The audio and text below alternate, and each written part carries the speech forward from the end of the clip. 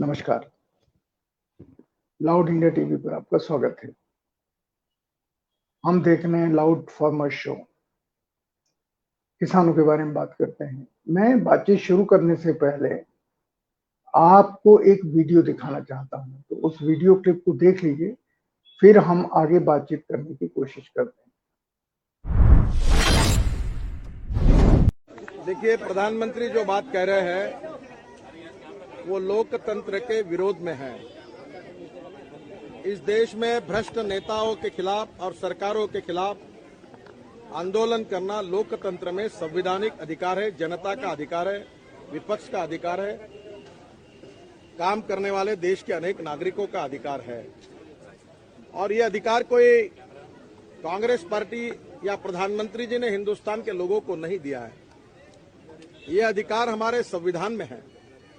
Fundamental right, मूलभूत अधिकार, freedom of speech, और ये सब बातें होने के बाद में भी शांतिपूर्ण तरीके से लोगों ने आंदोलन नहीं करना चाहिए। ये बात प्रधानमंत्री जी किस आधार पर कह रहे हैं? क्या उनका कहना कानूनी है?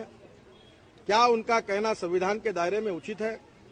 मुझे लगता है इसका प्रधानमंत्री ने आत्मपरीक्षण करना चाहिए। एक बात जरूर है कि जो लोग एक समय 2G स्पेक्ट्रम में जीरो भ्रष्टाचार हुआ कहने वाले लोग थे, जो एक बार रामदेव बाबा को संत कहकर उनको 3-3 बार 4-4 बार मिलने के लिए गए, जिन लोगों ने अन्ना हजारे के साथ चर्चा की 10 बार, तब लोग अच्छे थे। अब भ्रष्टाचार हटाने की बात को छोड़कर जो लोग बोल रहे उन्हीं को टारगेट करके एक प्रकार से उनको समाप्त कैसा किया जाए। अगर आप हमारे खिलाफ बोलेंगे तो हम आपका आंदोलन कोई चलने नहीं देंगे। इस प्रकार की नीति है। एक तरफ सरकार जिस प्रकार से काम कर रही है और जिस प्रकार से प्रधानमंत्री ने वक्तव्य दिया है, ये पूरी तरह लोकतंत्र के विरोध में है। और हिंदुस्तान के जनता जो लोकतंत्र को अपना आत्मा मानती है, वह ऐसे बातों का कभी समर्थन नहीं कर सकती, क्योंकि इमरजेंसी में इन्हीं हिंदुस्तान की जनता ने लोकतंत्र के विरोध में जो कुछ हुआ उसका प्रतिकार करके उस समय के सरकार को सबक सिखाई थी। और निश्चित रूप से अगर इसी प्रकार से प्रधानमंत्री जी अगर देश चलाना चाहते हैं तो देश की जनता इसको कभी बर्दाश्त नहीं करेगी। तो आपने सुना, ये परसों के लोकसभा के भाषण के बाद नितिन गडकरी की प्रतिक्रिया नहीं थी। जब मनमोहन सिंह प्रधानमंत्री थे उस समय श्री नितिन गडकरी ने, संभवतः ये भारतीय जनता पार्टी के जब अध्यक्ष रहे होंगे, तब उन्होंने ये प्रतिक्रिया टेलीविजन पर दी थी। और कितने कैमरे लगे हैं आपने देखा। अब खाली पात्र बदल दीजिए। नितिन गडकरी की जगह कांग्रेस का कोई अध्यक्ष तो है नहीं, राहुल गांधी को रख दीजिए। और यही भाषा, या नितिन गडकरी खुद कांग्रेस पार्टी के प्रवक्ता के नाते यही बात कहते जो उन्होंने उस समय की सरकार के खिलाफ कही थी, तो मुझे नहीं लगता है कि कॉमा या फुल स्टॉप का भी अर्थ में अंतर होता। ठीक यही चीजें उस समय भी कही जा सकती थी और ठीक यही चीजें आज भी कही जा सकती हैं। मैंने सिर्फ बताया कि चेहरे बदल जाते हैं वक्त के साथ, और वो क्या बोलने लगते हैं, क्या कहने लगते हैं, किस बात के ऊपर जोर लगाते हैं। और पड़ोस में एक सज्जन खड़े हैं, रविशंकर प्रसाद, जो आजकल बढ़ करके किसानों के खिलाफ बोल रहे हैं, कानूनों के समर्थन में, सरकार का साथ देते हुए। लेकिन यही बात जब इसको पलट दें थोड़ा सा, तो वो उस समय मनमोहन सिंह के खिलाफ कह रहे थे और नितिन गडकरी के साथ खड़े थे प्रेस कॉन्फ्रेंस में। मैं बात शुरू करने से पहले इसे इसलिए दिखाना चाहता हूं कि यही तो हंसने और मुस्कुराने का और व्यंग से एक दूसरे को देखने का समय है। वर्बेटम वही चीज आज अगर नितिन गडकरी प्रधानमंत्री को लेकर के कहें तो अक्षरशः सत्य होगी। ये बात मैं इसलिए कह रहा हूं कि किसान आंदोलन अपना फैलाने जा रहे हैं, बढ़ाने जा रहे हैं। वो 14 तारीख को देश भर में रेल रोकेंगे। उन्होंने घोषणा कर दी है, कोई छुपी घोषणा नहीं है। कि देश की रेलों को वो 14 तारीख को 12 बजे से 4 बजे तक रोकें। अब किसान ये 12 से 4 का समय क्यों रख रहे हैं, ये भी मुझे समझ नहीं आ रहा है। इसके अंदाजे लगाए जा सकते हैं। एक कयास ये लगाया जा सकता है कि 12 बजे तक किसान खा पी लेता है अपने घरों में और आंदोलन करने के लिए 4 बजे तक बिल्कुल निश्चिंत हो जाता है। 4 बजे के बाद अपने खेत या बाकी काम निपटाएगा, इसलिए उसने 12 से 4 का समय एक तरीके से अपने लिए रिजर्व मान लिया है। दूसरा ये भी हो सकता है कि जो लोग दफ्तर जाते हैं वो 12 बजे तक चले जाएं और 4 बजे वो उनका दफ्तर बहुतों का समाप्त होता है या 5 बजे, तो 4 बजे के बाद 5 बजे वो लोग अपने अपने काम पे चले जाएं। शायद इसलिए 12 से 4 का तमगा किसानों ने अपने सीने पे टांग लिया है और आंदोलन का समय सिर्फ 12 से 4 तक रखा है। कोई और भी कारण हो सकता है, लेकिन इतना जरूर है कि किसानों का ये 12 से 4 तक का परसों होने वाला रेलवे का बंद सफल होता है असफल होता है ये प्रमुख नहीं है। प्रमुख ये है कि कितने लोगों ने उनकी बात मान करके उनका साथ देने का फैसला लिया और यही हमें परसों देखने को मिलेगा। इसके बाद उनकी योजना है कि शहीदों की याद में कुछ हो। उनका मानना है कि गांव में बाकी लोग या जो दिल्ली से बाहर के लोग जहां भी केंद्र हैं आंदोलन के, वहां के लोग कुछ करें, वो अपनी कार्यक्रम आपको बताते चले जाएं। लेकिन हाँ, उन्होंने अपने कार्यक्रमों में परिवर्तन किया है। और दूसरी तरफ टेलीविजन चैनल ने कल से फिर प्रचार शुरू कर दिया कि किसान आंदोलन टूट गया, किसान आंदोलन समाप्त हो गया, किसान आंदोलन में अब कोई है नहीं, मतभेद गहराए जा रहे हैं, कोई बैठा ही नहीं है, रहता ही नहीं है और खाली टेंट दिखा करके किसानों के प्रति एक भ्रामक संदेश चारों तरफ फैलाया जा रहा है। संदेश फैल भी रहा है क्योंकि अब अफवाहों के ऊपर तो बात चलती नहीं, अब तो ज्यादातर लोग देखना चाहते हैं तो टेलीविजन पर खाली टेंट दिखाए जा रहे हैं। इसकी सत्यता क्या है ये मैं आपको दिखाना चाहता हूँ। एक बड़े विश्वविद्यालय के IIT विश्वविद्यालय के रिटायर्ड कुल प्रोफेसर वो इन सब चीजों का जायजा लेने के लिए बॉर्डर के ऊपर पहुंच गए और उन्होंने लौट करके क्या देखा, क्या कहा, वहां क्या कहा, उसका एक छोटा सा टुकड़ा आपको दिखाते हैं तो आपको अंदाजा होगा कि इस समय सिंघू बॉर्डर पर, टीकरी बॉर्डर पर, गाजीपुर बॉर्डर पर क्या हो रहा है। तो कोशिश कीजिए, आपको दिखाते हैं। पंजाब ने तो कमाल कर दिया बेटा, मैं तो दंग रह गया। पंजाब, वो पंजाब जहां पे 1919 में जलियांवाला कांड हुआ, जहां पर तमाम किस्म के जुल्म हुए, और उस पंजाब ने एक ऐसा रास्ता दिखाया। किसान समझ लें, आपके अभी मैं मध्य प्रदेश गया था इसी काम के लिए, आपके काम के लिए, कि मध्य प्रदेश के किसानों में थोड़ी चेतना पैदा करूं। तो सब कह रहे थे कि पंजाब के लोगों ने हमें रास्ता दिखा दिया। बिल्कुल बिल्कुल, ये सब कह रहे हैं बेटा। तो अपन को करना ये है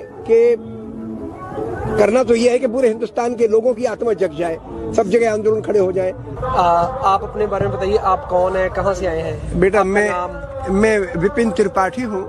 यहाँ दिल्ली में एक इंजीनियरिंग कॉलेज है IIT, उसमें मैं पढ़ाता था और फिजिक्स पढ़ाता था, अब रिटायर हो गया। अच्छा, तो पिछले 30 बरस से मैं 2 बातों के लिए देश भर में घूमता हूँ। पहली बात तो ये कि हिंदुस्तान में से धर्म के नाम पे नफरत मिट जाए और दूसरा हिंदुस्तान से शोषण मिट जाए। मैं 15 साल से, मेरे पिताजी गुजर गए थे करीब 15 साल पहले, तो मैं खेती करता हूँ गाँव में। और जब मैं फसल पैदा करता हूँ, गेहूँ पैदा करूँ, चाहे मसूर पैदा करूँ, चाहे चना पैदा करूँ, मंडी में जाता हूँ तो जैसे ट्रैक्टर से माल अपना डाले मंडी में, बोली बोलने वाले 4-5 व्यापारी आ जाते हैं, उनकी मर्जी की बोली होती है, हमारी तो कोई सुनते ही नहीं। मतलब ये समझ लें आप कि मुझे हर साल अगर मैं 70,000 की लागत लगाता हूँ एक फसल में, तो मुश्किल से 10 या 12,000 की आमदनी होती है। तो मैं तो चलो मुझे पेंशन मिलती है तो मेरा तो गुजारा हो जाता है। हमारे गाँव के जो और किसान, छोटे किसान आते हैं, उनकी हालत बहुत खराब हो जाती है। कहाँ पे पड़ता है बाबूजी अपना गाँव? हमारा झांसी जिला है बेटा, यूपी का। झांसी जिला यूपी में? झांसी जिले का। IIT दिल्ली के प्रोफेसर? जी जी जी जी, इंडियन इंस्टीट्यूट ऑफ टेक्नोलॉजी। हाँ जी, उसी में था मैं। IIT के प्रोफेसर। अरे बेटा, आप लोगों से मिल लिया, इतने पन से, खुलेपन से आप लोगों ने बात की, दिल से बात कर ली भाई, मेरा तो दिल खुश हो गया। क्या बात है। अभी बाबूजी जैसा सरकार मतलब मीडिया पे चला रही है, आप तो सुबेरे से यहाँ हो, आपने दिल्ली में भी आंदोलन देखा, तो मतलब क्या कहोगे इस बारे में? एकदम उलट है।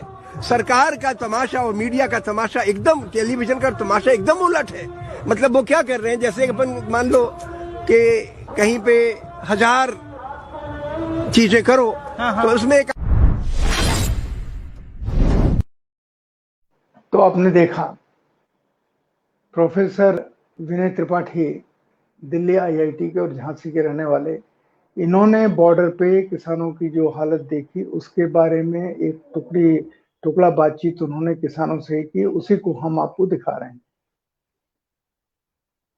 आपको नहीं लगता कि जो प्रोफेसर विनय त्रिपाठी कह रहे हैं उसमें सत्यता है? और वो अभी भी कह रहे हैं, जिस तरीके से तेजी के साथ प्रचार चल रहा है किसानों के खिलाफ, किसानों के आंदोलन के खिलाफ, किसानों को लेके मीडिया का और सरकार के प्रचार का गठजोड़, जिसको प्रोफेसर विनय त्रिपाठी ने आपके सामने रखा, उससे स्थिति कुछ अलग है आज? नहीं अलग है, वही स्थिति है।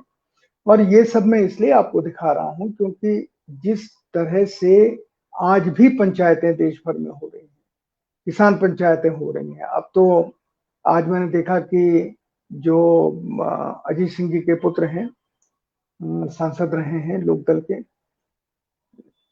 जयंत चौधरी भी बहुत तेजी के साथ बड़ी बड़ी किसान पंचायतें कर रहे हैं और लोग उनकी पंचायतों में आ रहे हैं। तो मैंने ये मतलब निकाला कि अगर किसानों का नाम लेके कोई भी जाएगा जनता के बीच में तो जनता उसका समर्थन कर रही है। और मजे की चीज ये है कि अब पढ़े लिखे लोग साधन लेके भी, सहायता लेकर भी, अपना कंट्रीब्यूशन लेकर भी इन किसानों के बीच पहुंच रहे हैं। सारे देश में किसानों के खिलाफ एक आंदोलन भी तैयार हो रहा है और जिसकी ऑफिशियल तैयारी भारतीय जनता पार्टी खुद कर रही है। कल उन्होंने दिल्ली में किसानों का बजट सम्मेलन किया, यानी बजट के ऊपर किसानों की क्या बातचीत है। जो उसकी चीजें सामने आई उसमें किसानों का तो चेहरा इस बजट के ऊपर कोई कमेंट करता हुआ नहीं सामने आया, बल्कि हाँ, भारतीय जनता पार्टी के सांसद और उनके प्रवक्ता सुधांशु जी का चेहरा टेलीविजन पे बार बार आया कि किसान बजट को ऐसा बता रहा है। उन्होंने बता दिया कि देश के सारे किसान इस बजट को लेकर के और इन क्रांतिकारी कानूनों को लेकर के उन लोगों के खिलाफ हैं जो इन कानूनों के विरोध में धरना दे रहे हैं, सत्याग्रह कर रहे हैं। अब सत्य आप इन के बीच में से निकालिए, क्या सचमुच किसान खुश हैं?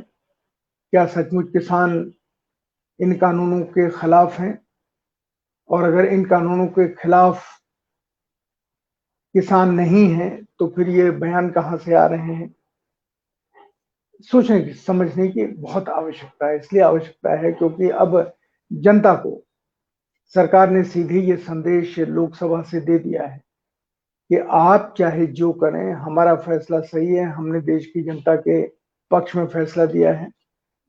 और कल विशेषज्ञ बता रहे थे कि उत्तर प्रदेश में तो सारी जमीन ही, क्योंकि उसमें सीलिंग हो गई है, तो सारी जमीन के मालिक छोटे किसान हो गए। उत्तर प्रदेश में तो कोई बड़ा किसान है ही नहीं कानून के हिसाब से। और चूंकि उत्तर प्रदेश में कानून लागू है, चकबंदी लागू है, जमीन का खाता सरकार के पास है पटवारी के थ्रू, और जो डिफरेंट कमिटीज हैं उनके थ्रू, जहां अपनी जमीन का सत्यापन कराना पड़ता है, बैंकों के थ्रू भी, हर एक की जानकारी सरकार के पास है। अगर पूरा उत्तर प्रदेश छोटे किसानों का 1 हेक्टेयर के एवरेज रखने वाले किसानों का अगर प्रदेश है तो वो उत्तर प्रदेश है।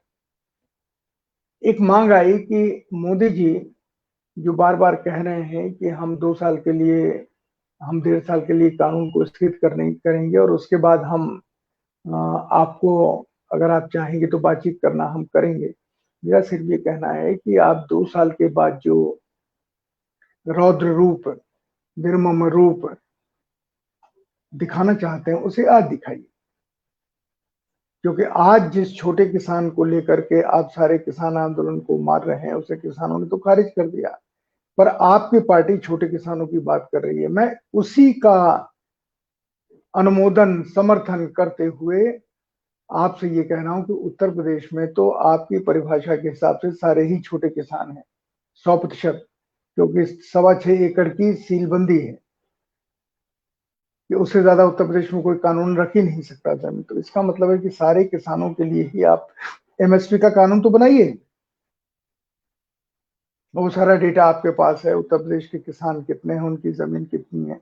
आपने कई बार लोगों से लिया है, चाहे फसल बीमा के नाम पे लिया हो, चाहे किसी कार्ड के नाम पे लिया हो, सॉइल कार्ड के नाम पर, किसी भी नाम से लिया, सारा डेटा सरकार के पास।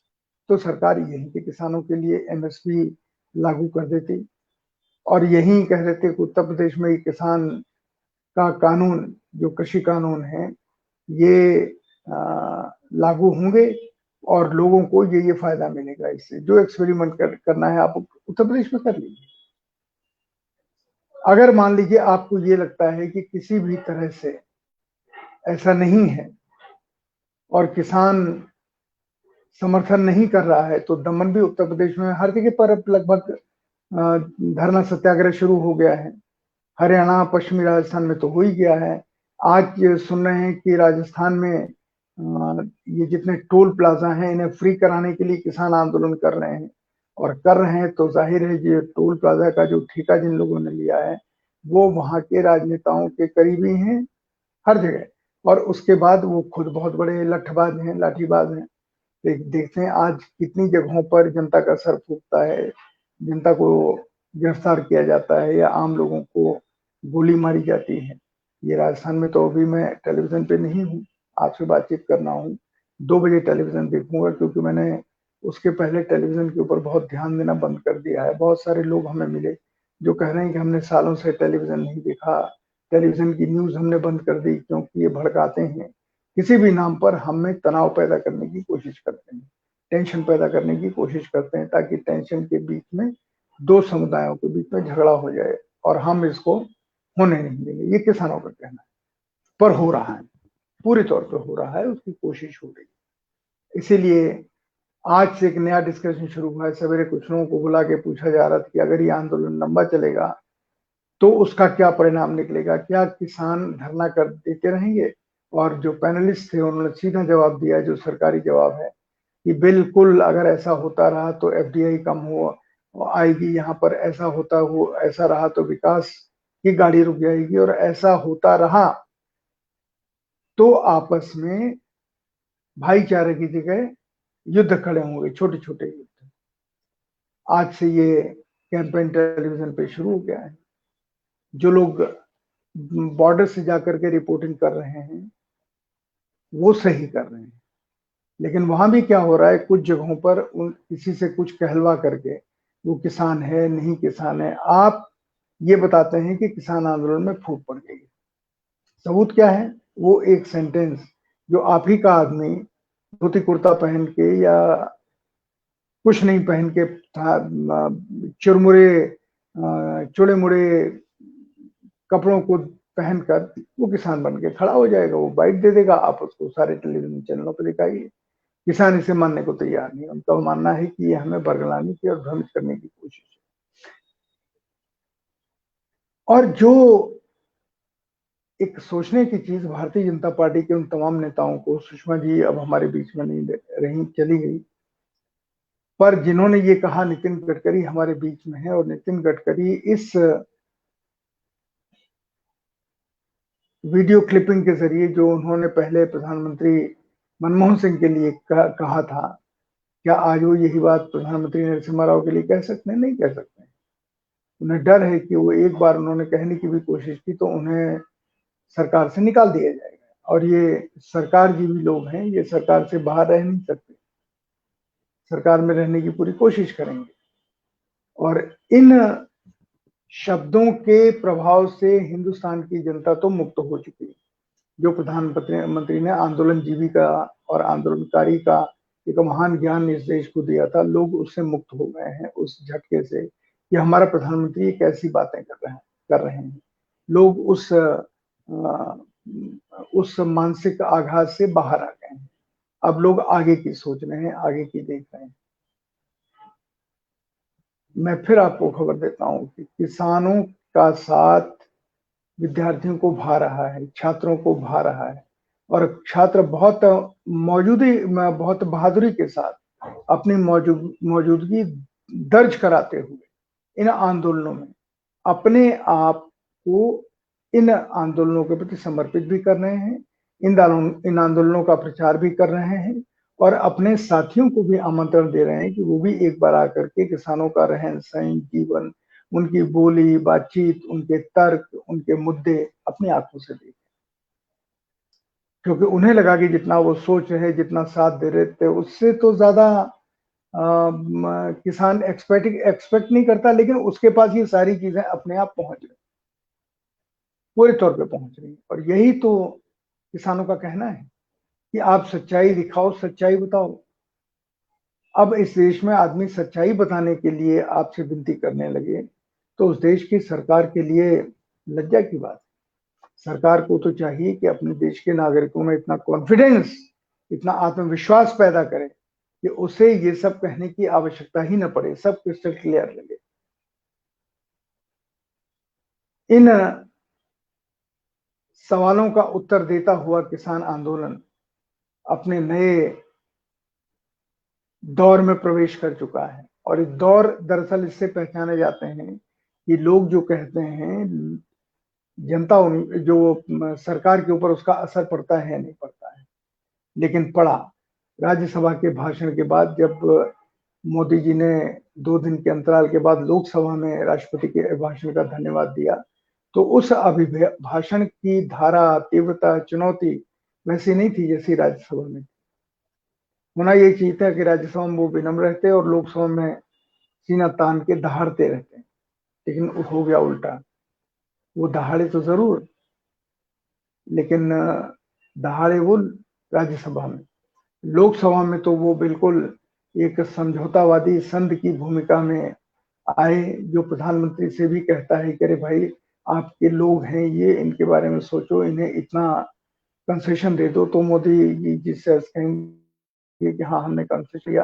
वो कल का उनका भाषण जो लोकसभा में दिया गया था परसों का, तो उस भाषण को लेकर देश के लोग अपनी अपनी व्याख्या कर रहे हैं। सोशल मीडिया पे बहुत सारी व्याख्याएं आ रही हैं। इसलिए मैं इसलिए कह रहा हूं कि मैं आजकल प्रोग्राम थोड़ा छोटा करने की कोशिश कर रहा हूं, क्योंकि हमारे श्रोताओं में 2 तरह के लोग शामिल हो गए हैं। एक तो वो शामिल हो गए हैं बातचीत सुन लें, उसे समझ लें और उसके बाद नमस्ते करते हुए आगे चले जाएं और वहां दूसरी बातचीत सुने। और दूसरे वो लोग हैं जो आंदोलन कर रहे हैं, जो चाहते हैं कि इस प्रसारण का समय, जो सब विषय हम लेते हैं उसे थोड़ा बढ़ाया जाए और लोगों को थोड़ा और महीन विश्लेषण करके समझाया जाए। मैं नहीं समझ पा रहा हूं कि लोगों की आशाओं का पालन करूं या लोगों के कमेंट्स का पालन करूं, जो वो कभी कभी फोन करके कहते हैं कि बहुत लंबा कार्यक्रम हो जाता है। लेकिन फिर भी हमने अपने कार्यक्रम की सीमा 30 मिनट, 35 मिनट, 40 मिनट, 45 मिनट की रखी है, और कोशिश करते हैं कि उसी दौरान हमारा कार्यक्रम समाप्त हो जाए। वो इसलिए ताकि आप उसके बाद अगर कुछ देखना हो तो देख सकें, और कोई आपके सवाल हो तो वो सवाल आप इसी यूट्यूब चैनल पर लाउड इंडिया टीवी के डिफरेंट शोज का आप अपलोड कर सकते हैं, भेज सकते हैं। और जो उनको देखने वाले हैं, विषयों का प्रबंधन करने वाले हैं, खोज करने वाले हैं, वो इस चीज का अवश्य ध्यान रखेंगे जो आज हो रहा है, जिसकी मांग लोग कर रहे हैं।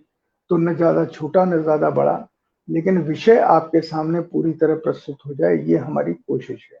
और इस कोशिश को हम इसलिए करेंगे क्योंकि आपका भी समय कीमती है, और जाहिर है आप में से एक होने के नाते हम लोगों का समय भी काफी कीमती है। तो जितना आवश्यक है उतना आपके पास पहुंचे, और मजे की चीज है कि अब ये पहुंच रहा है। बहरहाल मैंने आपके सामने समय की भी बात रखी, जो आप मांग कर रहे हैं कि प्रोग्राम थोड़ा बड़ा होना चाहिए, और मैं कह रहा हूं कि क्यों बड़ा होना चाहिए। विषय के हिसाब से विषय का निर्धारण और समय का निर्धारण होना चाहिए। अगर विषय के हिसाब से निर्धारण नहीं है तो हम खामोखा उससे बात को बढ़ाएं, उससे कोई फर्क नहीं पड़ता।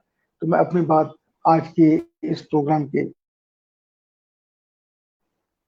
घंटे में अभी 2 मिनट हैं और आपसे अनुरोध करूंगा कि शाम को 5:30 बजे जो लाउड टॉक, जिसमें हम किसानों के सवालों के ऊपर वरिष्ठ पत्रकारों या राजनेताओं से बातचीत करते हैं, उसमें हमारे यहाँ 5:30 बजे प्रसिद्ध स्टार संपादक श्री श्रवण गर्ग होंगे और बीबीसी के सालों संवाददाता रहे उत्तर प्रदेश में, जो इस समय मुख्य युद्ध स्थल बना हुआ है, वहां से बीबीसी के संवाददाता रहे स्टार जर्नलिस्ट श्री रामदत्त त्रिपाठी, ये 2 लोग जुड़ेंगे और इस किसान आंदोलन के राजनीतिक समीक्षा, राजनीतिक फलितार्थ और जिन कार्यक्रमों का जिक्र किसान कर रहे हैं, उन कार्यक्रमों के ऊपर हम इन वरिष्ठ पत्रकारों की राय भी आपको बताएंगे। तब तक अगर कुछ ऐसा हुआ जो आपको बताना है तो हम उससे 1 मिनट भी रोकेंगे नहीं, न तोड़ेंगे न मरोड़ेंगे, क्योंकि ये काम हमने दरबारी टेलीविजन चैनलों को दे दिया।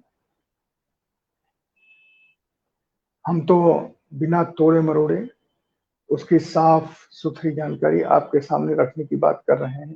हालांकि कौन कहेगा कि हम तोड़ मरोड़ के जानकारी दे रहे हैं, पर इसका फैसला जनता अपने आप कर लेती है, श्रोता अपने आप कर लेते हैं कि कौन सी चीज सीधी है, साफ दिल से सच्ची बात तरीके से कही गई है, और कौन सी चीज लोगों को भरमाने के लिए तोड़ के मरोड़ के शीर्षासन लगा करके कही जा रही है।